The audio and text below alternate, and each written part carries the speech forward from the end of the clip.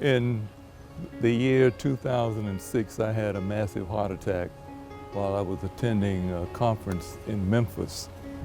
The way that I had that heart attack, other people were having heart attacks, strokes, suffering from high blood pressure, obesity, and all kinds of things. And that's when Healthy Savannah was born. When former Mayor Otis Johnson expressed his vision, he knew he couldn't entrust it to just anyone. It had to be a visionary with passion, grit, and a commitment to serving others.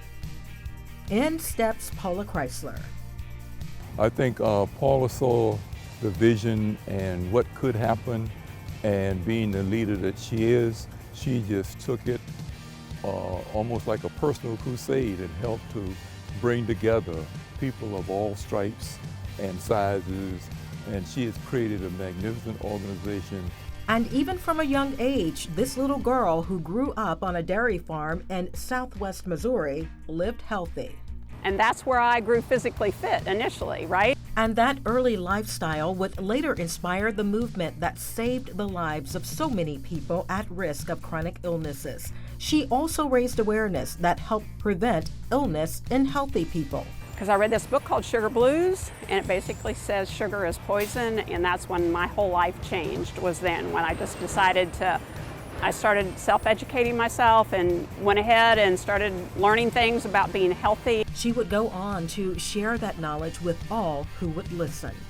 But one of the things that I admired about her was she would always tell me I didn't need to eat this and I didn't need to eat that because I was over 200 pounds. And she was determined that she was going to get this weight off of me.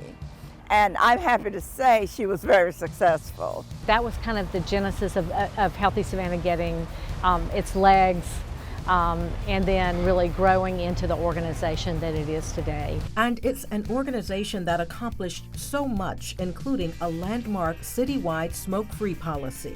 Former Mayor Otis Johnson, he was in office, and we were able to pass a very strong smoke-free air ordinance in the city. Our deaths and death rates due to heart attack and heart disease plummeted in Chatham County.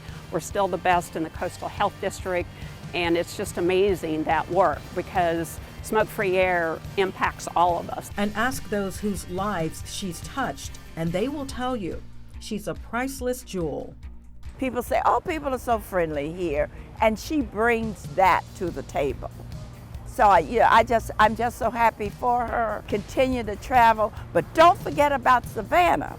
She has to be here to keep us all comfortable about what we're eating and correcting us when we're doing the wrong thing. Joy for the work she does. She's really a great ambassador for our community. Love is another.